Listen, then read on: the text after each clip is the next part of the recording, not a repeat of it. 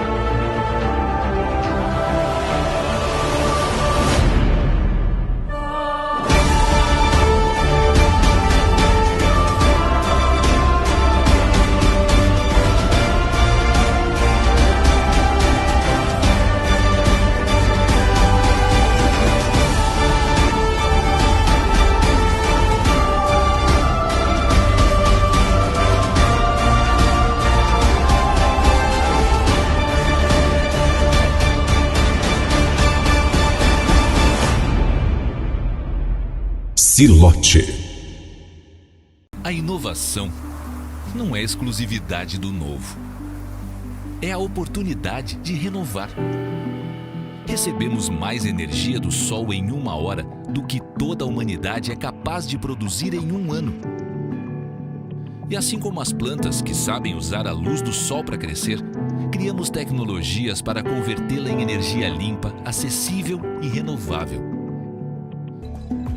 Realizando a instalação de forma rápida com as mais tecnológicas ferramentas e materiais de extrema qualidade. É assim que inovamos.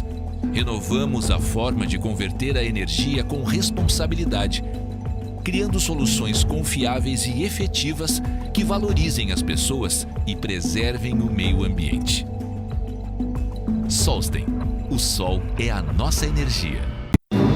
É pensando em você, produtor rural, que a Cevale investe em tecnologia e qualidade ao oferecer insumos, implementos agrícolas, peças, acessórios, máquinas, produtos veterinários, rações. Tudo isso com uma equipe técnica altamente treinada para garantir que a qualidade do seu trabalho e o retorno sejam cada vez melhores. Cevale, a sua cooperativa.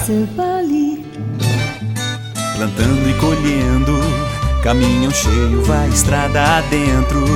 E o sol nascendo e a Cevale crescendo, e o sorriso no rosto, recomendando que o futuro é aqui. Em todos os campos a Cevale está, ao lado do produtor, financiando a parceria. Sempre por perto, sempre apoiando, assim é a Cevale. Formosa do Oeste, Jesuítas e Assis contam com os supermercados Estela. Qualidade, higiene e bons preços. É muito bom comprar no Estela. Agora também em Assis com uma ampla e moderna estrutura, estacionamento coberto, cafeteria e restaurante e muito espaço para você fazer as suas compras. Supermercados Estela, uma nova experiência em compras. Formosa, Jesuítas e agora em Assis. As nossas cordiais saudações a todos que nos acompanham pela página do Facebook O Regional e também pelo YouTube. Estamos iniciando hoje o programa Nossa História. É um programa que nós já divulgamos amplamente, que é um sonho nosso de contar a história de Assis Chateaubriand virtualmente, de contar a história de Assis através de vídeo, através das redes sociais.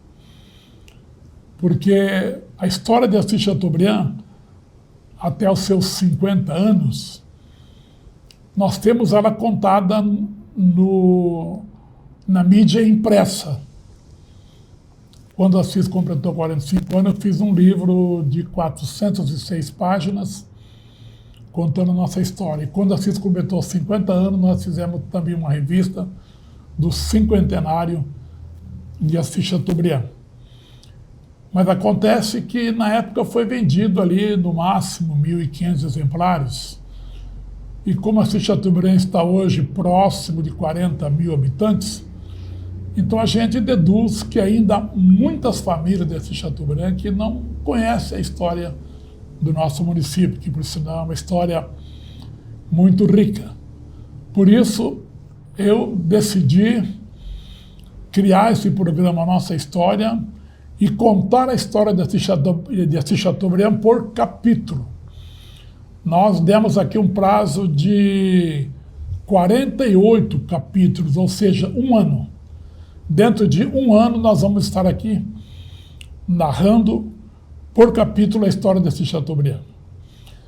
Mas eu pensei que contar essa história em forma de monólogo ficaria um pouco cansativa, né?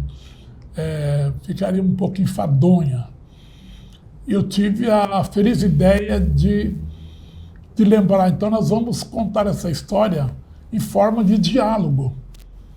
E por isso eu convidei o meu amigo, irmão, meu companheiro, pioneiro de Assis Chateaubriand, Nelson Boiago, de família pioneira aqui da cidade, para que nós juntos possamos estar contando a história de Assis Chateaubriand através de um diálogo. O Nelson, ele é conhecedor da história, praticamente 95% da história de Assis Chateaubriand, ele conhece uma grande parte, ele viveu essa história. Então, nada melhor do que o Nelson Boiago para me ajudar aqui a contar a história de Assis Chateaubriand por capítulo. E hoje nós estamos iniciando o primeiro capítulo. Acontece que, quando se fala na história de Assis Chateaubriand, sempre tem um ponto de interrogação.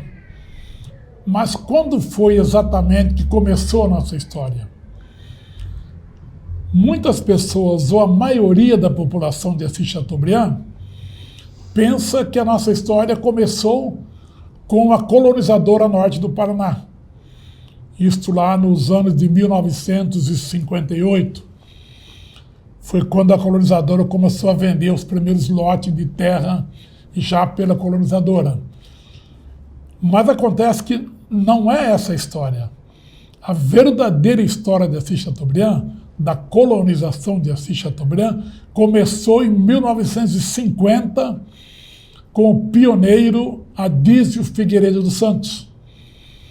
Quando ele saiu do Banco Bradesco em Apucarana, comprou uma área de terra aqui de 90 mil alqueires e começou a colonizar. E é nesta área que está Assis Chateaubriand.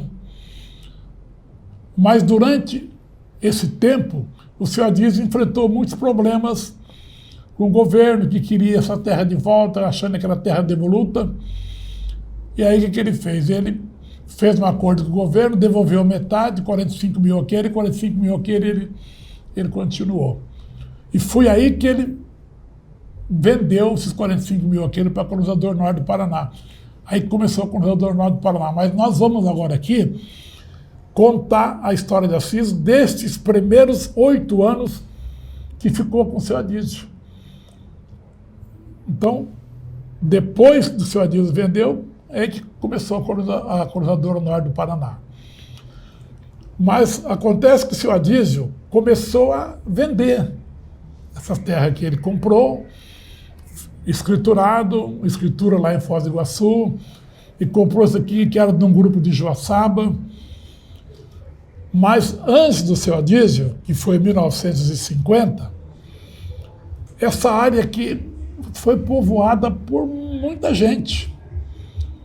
Foi povoada pelos índios, foi povoada pelos bandeirantes, foi povoada pelos padres jesuítas, ela foi povoada pelos espanhóis, que aqui é uma parte, essa parte aqui onde nós estamos hoje, de Chateaubriand, em que pese foi Portugal que descobriu o Brasil, mas durante os primeiros anos ela ficou pertencendo à colônia espanhola. Então essa área nossa aqui, ela foi habitada por tantas pessoas, como eu acabei de dizer para vocês. Então, para que vocês tenham assim, um pouquinho de noção de como foi a história dessa região desde dos 20 anos depois da descoberta do Brasil, ano de 1524, foi quando veio para cá a primeira pessoa que começou a desbravar isso aqui, a transformar isso aqui em reduções. Eu convidei o seu Antônio Viana, que é um morador de Formosa do Oeste. Ele é uma pessoa, é um historiador, pesquisador, e ele conhece bastante essa história aqui. Ele leu muitos livros sobre a história dessa nossa região aqui, especialmente desde o período em que nós pertencíamos à colônia espanhola e não à colônia portuguesa. Entra aqui, sem dúvida, também um pouco da história do próprio Brasil. Antes de começar a história de Assis Chateaubriand, nós vivemos muitos anos no Brasil que foi descoberto em 1500. Então eu gostaria que vocês ouvissem agora atentamente um bate-papo que eu tive com o seu Antônio Viana, ele explicando para a gente. É lógico que se falar aí de 600 anos de história em 20 minutos, tem que ser muito bem sintetizado, né? É bem reduzido mesmo, né? Então o seu Antônio, em 20 e poucos minutos, aqui ele fala para a gente quem foram as primeiras pessoas que habitaram, que povoaram e que fizeram parte da colonização aqui da região do oeste do Paraná. Vamos ouvir o seu Antônio.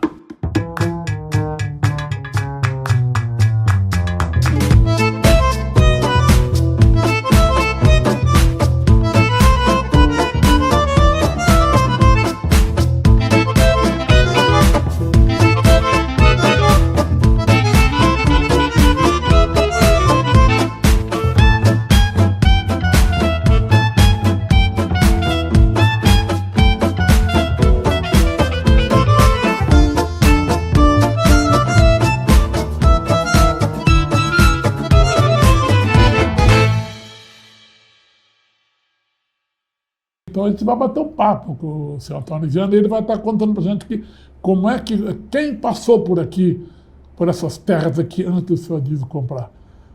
Seu Antônio, seja muito bem-vindo, muito obrigado por sua presença, os seus cumprimentos aos nossos seguidores. Eu que agradeço, é uma honra estar com o senhor aqui, a gente passando a informação da história, né, que tantas pessoas não sabem, mas vamos relatar. Que nem o senhor disse o seguinte, Adísio Figueiredo pode ser a partir de 1950. Só que nossa região do Paraná, veja bem, já começou a ser discutida, porque na época tinha duas potências no mundo, que era a Espanha e Portugal, certo? E aí começaram as navegações. O Papa fez o seguinte, fez o Tratado de Tordesilhas, dividindo o mundo em duas partes. Uma parte de Portugal, outra parte da Espanha. Pelo esse tratado, depois passou vários tempos. No ano de 1500, né, 22 de abril de 1500, foi descoberto o Brasil. Essa região de terra precisava ser colonizada. Foram criadas as capitanias do Portugal, Essas capitanias ali só até o Tratado de Tordesilhas, uma linha imaginária, que chamava as entradas. Mas também surgiram os bandeirantes, que os bandeirantes não respeitavam as entradas e atravessavam onde conquistaram o resto do Brasil. O que acontece dessa história? Relatos dizem que o primeiro náufrago de Sabe-se-Cananéia, ou de Cananéia a São Paulo, ele, utilizando um caminho que existia dos índios, o caminho de Piabiru, ele atravessou toda a área aqui do Paraná, passando desde Campo Mourão, Formosa do Oeste, Assis Chateaubriand, adentrando Guaíra e foi até um lugar chamado Potegi, onde hoje é a Bolívia. Lá ele se parou com os índios incas, e são relatos históricos. Utilizando o utensílio de ouro, ele vinha embora, né? Chegando ali na região do Guaíra, ele foi morto por índios. Mas escaparam mais pessoas que levaram esse utensílio de ouro até o mar onde eles vieram. Esse é o caminho, esse é o Aleixo Garcia, que foi o primeiro português, se relata do ano de 1524, correto? Correto, isso, 1524. 1524. Ele veio e percorreu através do caminho de Piabiru, fez esse trajeto aí. Certo. E na volta da Bolívia, onde ele conheceu os índios incas, né? Os incas, aí sim. Ele acabou sendo morto pelos índios aqui mesmo. Aqui na região do Paraná. Na região do Paraná. Seguiram os camaradas que estavam com ele, seguiram em frente, que foi divulgado o ouro e tal, onde começou a crescer, né, o interesse pela nossa região. Depois do Aleixo Garcia, o que acontece? Passou o Aleixo Garcia, depois tiveram aqui, como essa região era da Espanha, os adelantados eram os exploradores espanhóis, fundaram uma cidade real chamada Cidade Real del Guairá, onde hoje é o território de Terra Roxa. Onde é o município de Terra Roxa. Terra Roxa. Ali existiam muitos índios Guarani. Os índios Guarani. O que é a intenção desses adelantados ou reduções? Os padres jesuítas, com a intenção de catequizar os índios, eles catequizando esses índios, formaram a Cidade Real, e tantas outras reduções, tanto no Vale do Rio Piquiri, como no Vale do Rio Ivaí. São criados adelantados, pequenos povos. Reduções que você fala, seria um lugarejo ali? É um lugarejo onde eles ensinavam os índios a plantar, colher, catequizar e rezar. A missão dos jesuítas era catequizar os índios na nossa região, que foi feito aqui, por exemplo, isso ia até lá perto de Guarapuava, por ali nessa região, era a região, pelo tratado, pertencia para a Espanha, ok? Então os índios tomaram conta aqui. Veja bem, mas daí o que acontece? A necessidade de trabalho, mão de obra, né? Na época escrava, o que acontecia? Os bandeirantes, eles viam que os índios estavam meio indefesos, né? Tinham tirado deles a flecha e tal. O que acontece? Tinha tirado o espírito dele de guerreiro. O espírito de guerreiro. Os padres jesuítas tinham catequizado ele, então eles não era mais aquele índio bravo, aquele índio... A questão dos padres jesuítas era catequizar. Os bandeirantes aproveitaram dessa a fragilidade dos silvícolas. O que eles fizeram? Eles começaram a atacar todas essas reduções. Várias reduções, eles atacavam, prendiam os índios e levavam para São Paulo para trabalhar como escravo. São Paulo de Piratininga. Tem relatos, é o seguinte, no ano de 1623, utilizando o caminho de Piabiru, Antônio Raposo Tavares e o gerente dele, se dizendo assim, Manuel Preto, eles vieram com aproximadamente 600, 800 pessoas, né, peões. De lá, liberaram uns 800 dias de São Paulo e atacaram a Cidade Real del Guairá, que é hoje, né, Terra Roxa, já falamos. E ali levaram aproximadamente, segundo o padre Ruiz de Montoya, o padre Ruiz de Montoya, um padre jesuíta, nascido em Lima, no Peru, ele que era o chefe de todas as missões aqui na nossa região do oeste do Paraná. Então, ele relata no livro dele que foi aproximadamente, mataram bastante índio e o mais, levaram aproximadamente 30 mil índios presos para ser vendido no mercado de São Paulo. Como escravos? Como escravos. Isso no ano 1623. Mas não parou por aí.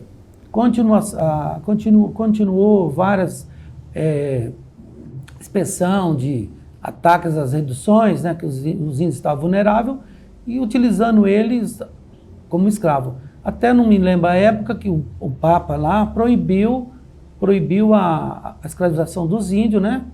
E depois, muito tempo depois, né, que a gente vai conhecer na história, é que vão fazer excursão para a África e trazer os negros como escravos. Que veio substituir os índios. Para substituir os índios. Mas isso já no tempo da Corrida do Ouro. Então, mas só voltando um pouquinho atrás, Antônio, e esse pessoal que vieram, esses bandeirantes aí que destruíram a cidade real de Guairá, sim, e prenderam esses índios, né? Então, aí a cidade foi abandonada. Ela veja virou, bem, porque até hoje, tem lá no município de Terra Roxa, certo, tem lá os vestígios de que ali tinha uma cidade. Vestígios ali de ruas calçadas com paralelepípedos, né? Tem várias ossadas onde era o cemitério dessa cidade real de Guairá. Então ela foi totalmente destruída. Se veja bem, o que aconteceu? Essa redução de Guaíra ali, de região de Guaíra, que é Terra Roxa, ela foi destruída, veja bem, ela foi feita de pedra. As outras reduções eram madeira, então sumiu na mata, né? Ficou muito tempo. O que aconteceu? Com muitos ataques dos bandeirantes, não só foi esse, outros vieram atacar aqui os índios, o padre Ruiz de Montoya, Antônio Ruiz de Montoya, o que ele fez? Ele diz no livro dele, ele pegou todo esse pessoal do Vale do Piquiri, Vale do Ivaí, e eles fugiram para um lugar denominado TAP, se encontra hoje, se chama Rio Grande do Sul, onde já tem ruínas lá dos padres jesuítas. Ele pegou todo esse pessoal, os indígenas que sobraram, né, e levaram e foram embora para essa região.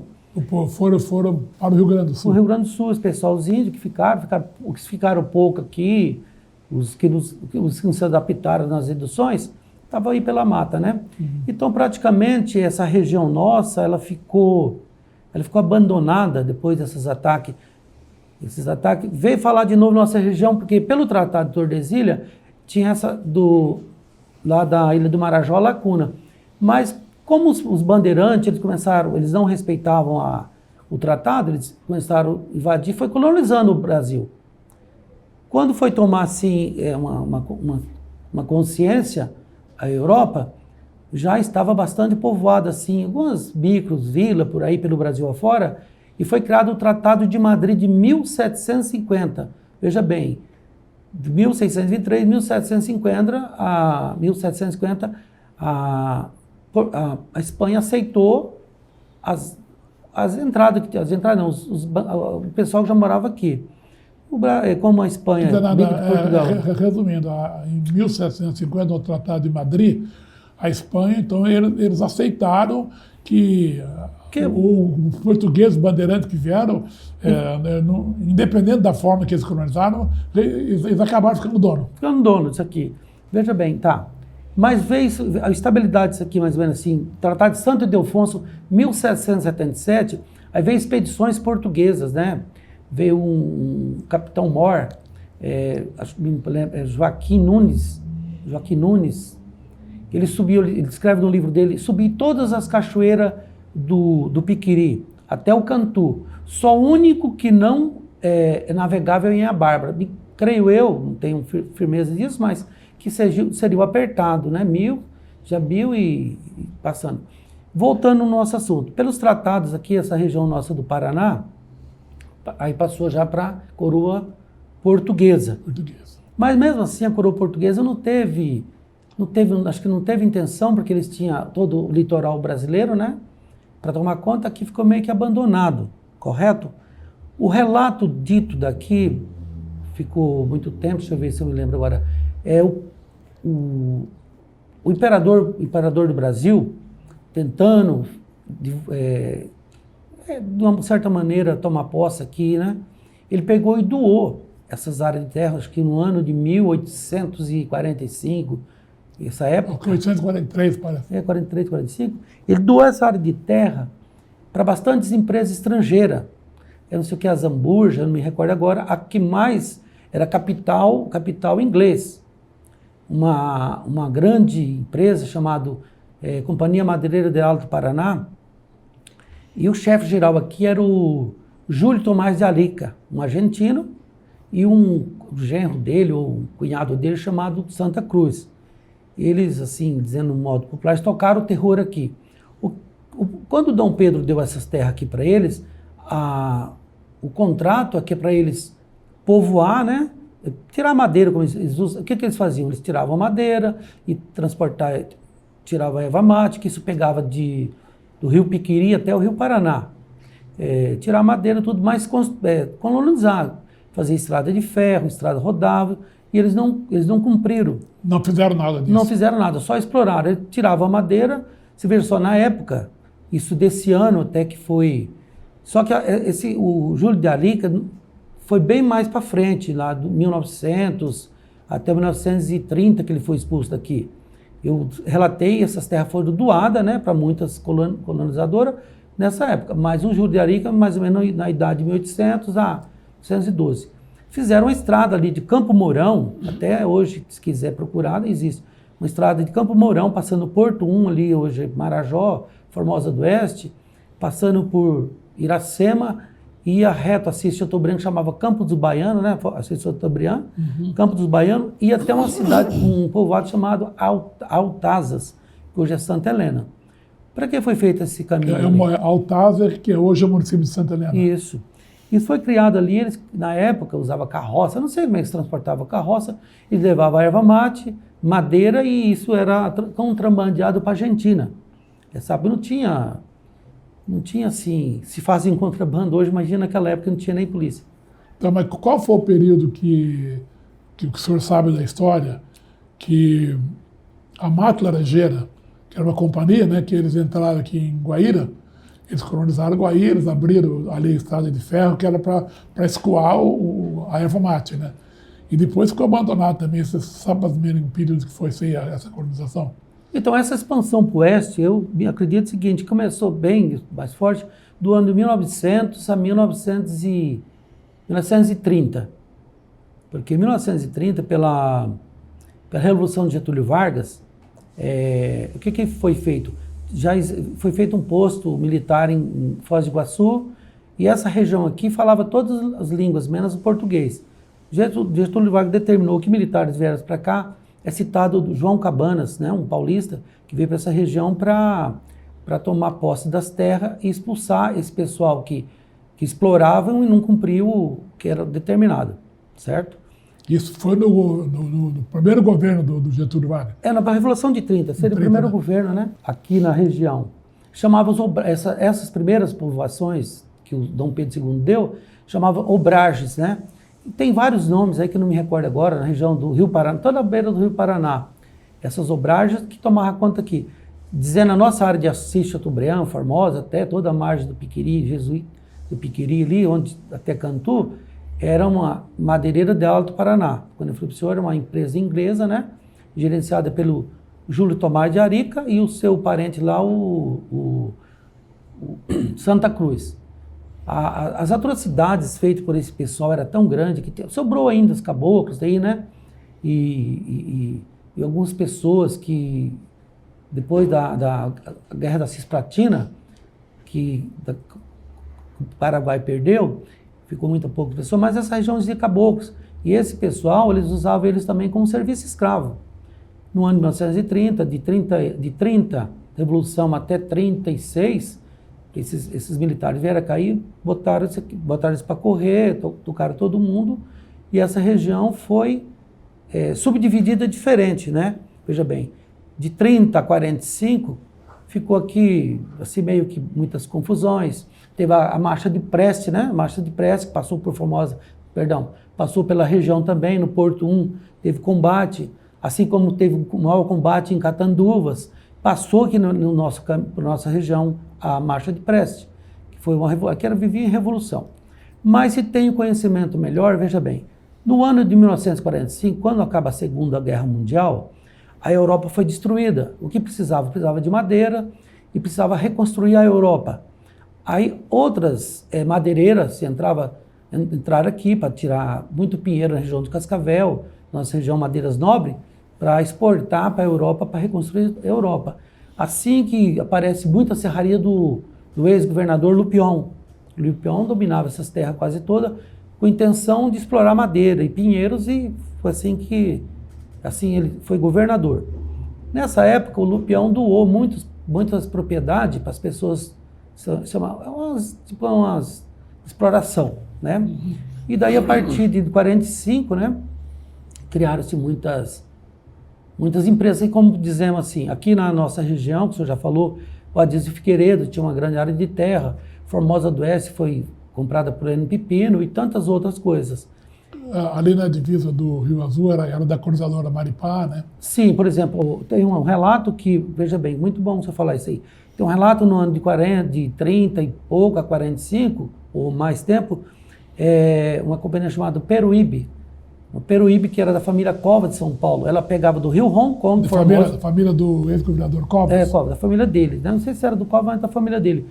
Do Rio Hong Kong, no Formosa do Oeste, até o Rio Azul, Palotina. Era dessa família, da família Covas.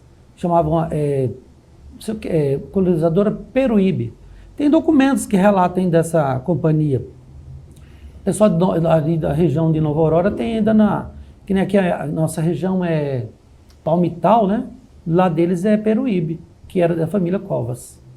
Então Antônio, fazendo assim um resumo, desde o Tratado de Tordesilhas, lá de 1524, veio passando, como você narrou aí, de forma bem sintetizada, né? Porque não dá para contar a história aí. Se for contada por menor, vai muito tempo. São, né? Mais de 600 anos, né? Para contar em poucos minutos. Em poucos minutos, né?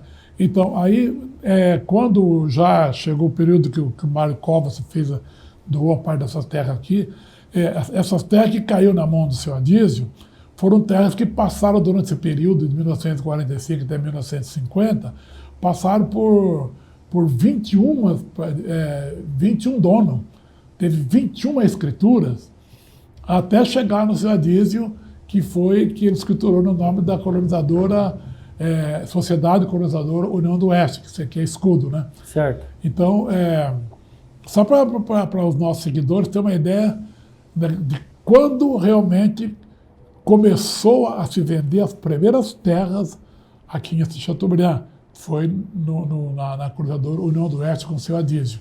Só mais tarde que entraria a colonizadora Norte do Paraná. Então, Antônio, eu fico agradecido aí a sua participação. Alguma coisa mais, seu Antônio, que o senhor possa ter esquecido nesse período aí, né, de 1524 até chegar no período em que o senhor Adísio ficou com essa área de terra aqui? Você lembra de mais alguma coisa que se poderia... Sim, tranquilo. Veja só, quando eu disse, sintetizar aqui 600 mais anos, em pouco tempo, mas basicamente. Por exemplo, assim, como é que foi realmente esse tempo do Tratado de Tordesilhas até 1945? Foi um tempo confuso, muita confusão, muita briga, não se resolvia nada. Essas empresas que o imperador deu, ela só explorou e não fez nada. Mas veja bem, no ano de 45, quando acabou a Segunda Guerra Mundial, além da necessidade da exploração da madeira para reconstruir a Europa, também veio a Marcha do Oeste, que é a plantação de café. Veja bem, então o café estava no auge, né, 45 e tudo mais. O que acontece? Na nossa região muito produtora de café, aí se criou mais assim um interesse do governo, né, e de empresas colonizadoras, como várias que... não vamos pecar, eu não sei o nome, mas eu cito, por exemplo, que eu vejo falar a Sinop, aqui de Assis e outras tantas. A Norte do Paraná, a Norte do Paraná, a CNP, certo. A Maripá. O que acontece? Aí foi se acertando ali, de 90 mil alqueires de terra, foi dividindo várias da Escudo, né, falado do Adísio, ali do lado da banda de Campo Mourão, a Lonardelli. Então, para não ficar injusto falar, é o que eu conheço. Então, a divulgação foi o seguinte, a exploração do café se fez necessário as empresas colonizar e vender as terras para as pessoas. Vinha terra de gente de Minas Gerais, de São Paulo, de todo canto do Brasil, né, para fazer uma nova vida. Por exemplo, nossa região aqui era tão rica em palmito que eu vejo relato de agricultores, né, que eles pegavam uns 10 alqueires, só com o palmito que eles cortavam, eles pagavam a propriedade. Você vê que beleza, né? Então, de 45 até chegar nessa época de 1950, foi essa marcha do Oeste, a marcha do café, plantava-se hortelã e tantas outras necessidades da época, que foi divulgado, que foi desenvolvida a nossa região, que está bonito que nem hoje, e chegou no nosso amigo Adílio Figueiredo. Então, é aí que entra... exatamente. Então, porque para a gente contar a história desse Jardim, que eu relatei no começo. Então, a gente quis resgatar, lá bem do comecinho mesmo, né? Aí o seu Antônio deu relato aí de 1524, do Tratado de Tordesilhas, né? E foi 24 anos depois da descoberta do Brasil. E aí o trabalho dos bandeirantes, o Tratado de Madrid, a construção da cidade real de Guairá. Esse pessoal aí, tem um desse pessoal que foi que descobriu quedas, as 7 quedas, descobriu as cataratas. Quem foi? Então, o descobridor ali é o Cabeça de Vaca, né? Cabeça de Vaca, né? Cabeça de Vaca, o relato dele, ele usando o caminho do Piabiru, né? Ele atravessou todo o nosso território aqui, descobriu 7 quedas e a catarata do Iguaçu. Então, Brito, só para a gente ter assim, uma intenção melhorar, é o seguinte: desde o descobrimento, né, desde o Tratado de Tordesilhas, a intenção sempre foi... o que aconteceu? Desde o Tratado de Tordesilhas até os dias atuais, todas as pessoas colaboraram de uma certa maneira, ruim ou boa, né? Do lado da história foi boa porque o Papa dividiu para não ter guerra mundial na época, as duas potências eram a Espanha e Portugal. Vieram aqui e fizeram o seu serviço. As capitanias fizeram só das capitanias só prosperou 2, né? Só Pernambuco e São Paulo, São Vicente. As outras capitanias faliram, o pessoal, tudo. Então ficou abandonado. Mas todos eles tiveram o seu interesse ali, resolvido. Os padres fez sua missão com as missões. Os bandeirantes, graças aos bandeirantes, na época foi um genocídio, na época era essa a ordem. Mas os bandeirantes, foi graças a eles que hoje o Brasil é do tamanho que está. Depois o Brasil ficou alguns pedaços aí faltando, o estado do Amapá, né? Cabralzinho fez a revolução lá e resolveu. O Acre também ficou fora. Aí o Palácio de Castro, na revolução lá, pegou essa área território brasileiro. E todo o Brasil hoje, o tamanho que está, graças também aos bandeirantes e a missão dos padres jesuítas e depois os colonizadores, usando as maneiras necessárias, até chegar aos dias de hoje, a desbravação do oeste do Paraná, onde a agricultura hoje é a nossa riqueza da região. E um grande abraço aos agricultores e todos os trabalhadores.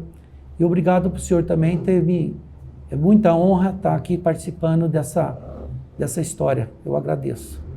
Muito obrigado. Nós é que agradecemos a sua disponibilidade e o seu conhecimento para transportar aqui para as nossas gerações futuras, né? Graças a muitas mãos, inclusive a do seu Antônio, com esse relato importante para nós aqui da história do Oeste do Paraná. Muito obrigado. Muito bem. Vocês puderam acompanhar aí o seu Antônio Viana. Como eu disse no começo, né, ele sintetizou a história dessa região nossa aqui de 1524 até agora, até aí na meados de 1950 foi quando começou o seu Adílio. A gente fez questão de colocar isso aí para que a pessoa saiba que a Assis Chateaubriand não começou ali quando o seu Adílio começou a vender as terras. Essas terras já existiam e já tinha passado na mão de 21 pessoas. Antes de passar na mão dessas 21 pessoas por escritura, já tinha passado na mão de muitas outras pessoas que o governo das capitanias doou, depois o Império doou, depois o Getúlio Vargas doou de novo, mas na verdade todas essas doações que foram feitas na época, que era para o Brasil crescer, progredir com o Estado de ferragem, de Estrada de Ferro, mas ninguém cumpriu. E graças também aos bandeirantes, como disse o Antônio, que lógico que houve muita morte, né? Mas se não fosse os bandeirantes desobedecer a linha do Tratado de Tordesilhas e afundar divisa dentro, o Brasil também teria hoje um território bem menor do que nós temos hoje. Então, esse primeiro capítulo, basicamente, é isso aí para vocês entenderem que a história de Assis não começa na colonizadora, e começa com o seu Adísio, e também não foi com o seu Adísio, começou com muita gente antes dele. Nelson, que narração interessante do seu Antônio. É lógico que não é fácil você, em 25 minutos, falar tudo que ele falou, mas para que a nossa futura geração, os nossos seguidores, possam ter a noção, Nelson, de, ao contar a história de Assis, nós estamos começando lá do comecinho, né? Ademir, acabamos de ouvir aí uma verdadeira aula, né? Uma verdadeira aula e uma história muito bonita. Algumas partes a gente já tinha ouvido falar, né? Mas com detalhes, bem explicado, um relato assim que deu um início muito bom, muito importante, coisas aí que eu tenho certeza que os ouvintes que está assistindo vai gostar, né? Vai passar a saber, ter noção do que a história de Assis Chateaubriand. Né? E uma parte do Brasil, né? Ele acabou falando essa história de Assis e acabou falando do estado do Paraná, né? Dos nossos rios que nos cercam aqui, né? E a história do Rio Piquiri. O Rio Piquiri, na verdade, é um rio bastante famoso, com histórias, né? Que a gente sabe disso. Mas eu fico feliz, até quero agradecer você de ser o escolhido para vir aqui tentar te ajudar nessa meta, nessa história sua, que você sempre teve bastante pulso, conhecimento, criatividade para contar, né?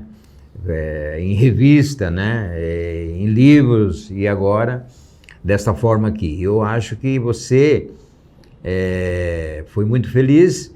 E até, né, uma pessoa aqui de Formosa do Oeste, né, com conhecimento espetacular desse aí, um conhecimento com fundamentos, né, e a gente acabamos de aprender mais um pouco, e nós, né, veja bem, vamos começar a contar as histórias em capítulos.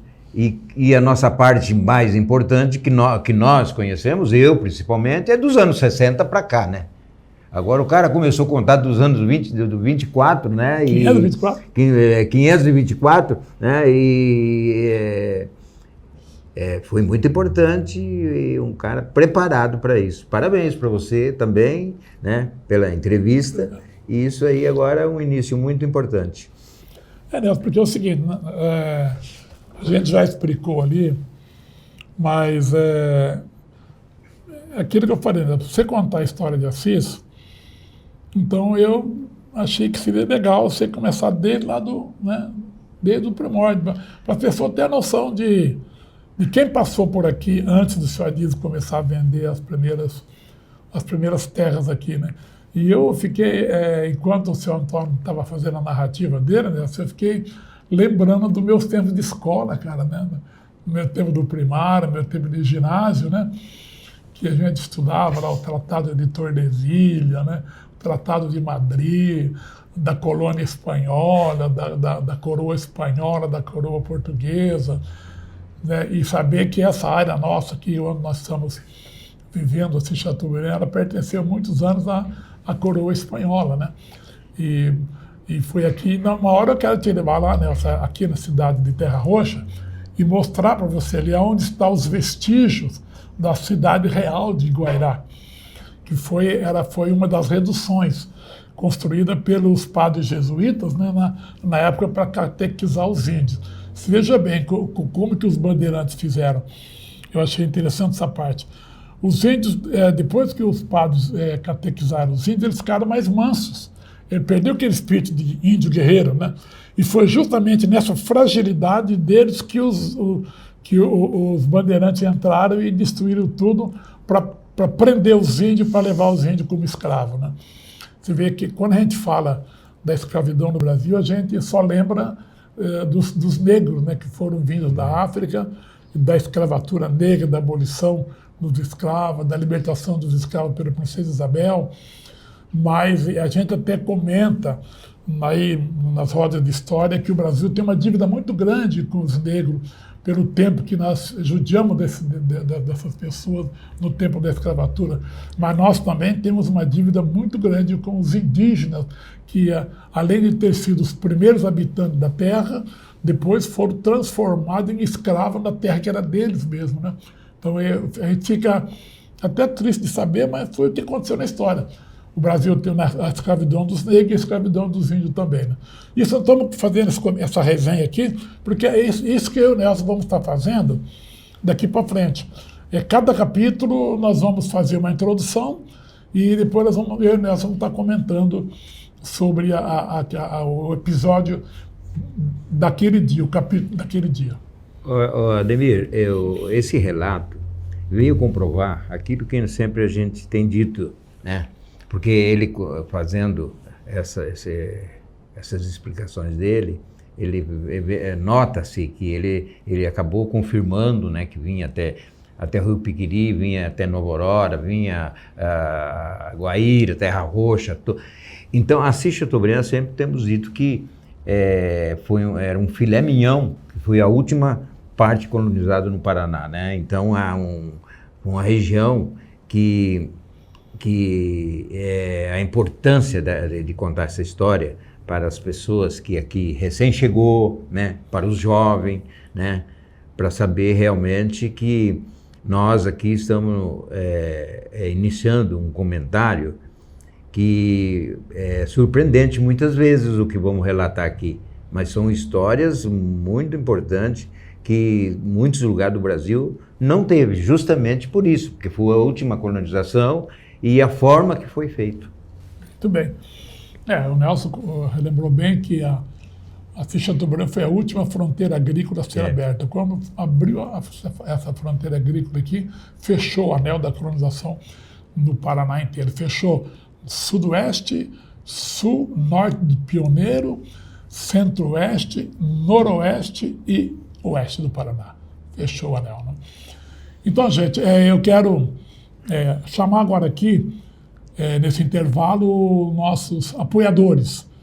Nós queremos aqui externar publicamente o nosso muitíssimo obrigado ao Departamento de Cultura do município de Assis Chateaubriand, à cooperativa a Cevale, a Solsten Energia Solar, a empresa Silote Agrícola e Indústria, uma empresa genuinamente de Assis Chateaubriand, e os supermercados Stella, que tem o maior orgulho de estar fazendo parte da história de Assis Chateaubriand. Nosso muito obrigado aos nossos apoiadores, que vocês vão conhecer agora.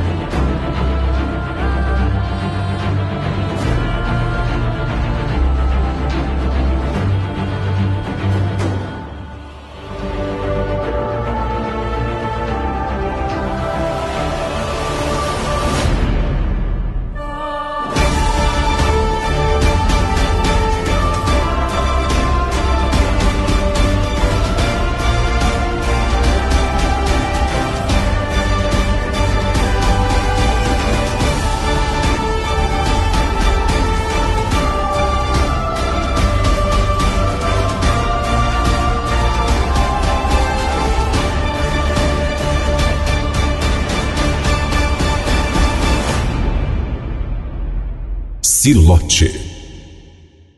A inovação não é exclusividade do novo. É a oportunidade de renovar. Recebemos mais energia do Sol em 1 hora do que toda a humanidade é capaz de produzir em 1 ano. E assim como as plantas que sabem usar a luz do Sol para crescer, criamos tecnologias para convertê-la em energia limpa, acessível e renovável. Realizando a instalação de forma rápida com as mais tecnológicas ferramentas e materiais de extrema qualidade. É assim que inovamos. Renovamos a forma de converter a energia com responsabilidade, criando soluções confiáveis e efetivas que valorizem as pessoas e preservem o meio ambiente. Solstem. O sol é a nossa energia.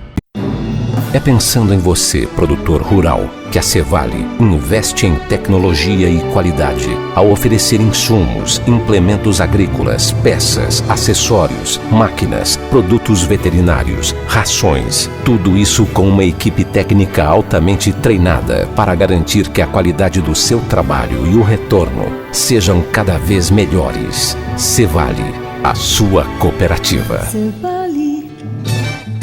Plantando e colhendo, caminhão cheio vai estrada adentro.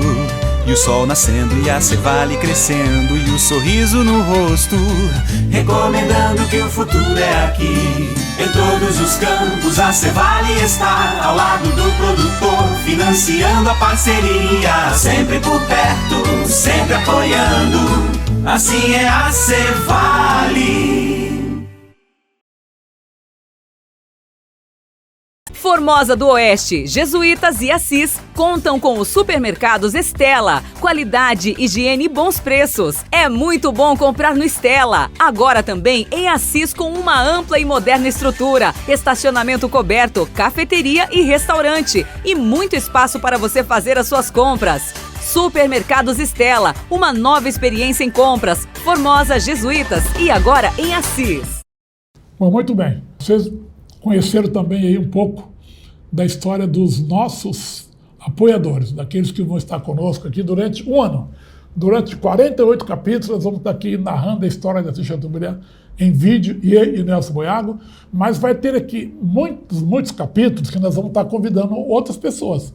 Vamos estar convidando outras pessoas que a gente sabe que também são testemunhas vivas da nossa história. Porque nós temos muitas pessoas que já se foram, que fizeram parte da nossa história, que deram uma contribuição enorme para a nossa história, mas ainda, graças a Deus, nós ainda temos muitos testemunhos que ainda estão vivos e que vai nos ajudar também a contar a história da Assis Chateaubriand. Oportunamente, nós estaremos convidando outras pessoas para interagir com a gente aqui. Então, até o próximo programa. Vamos ver.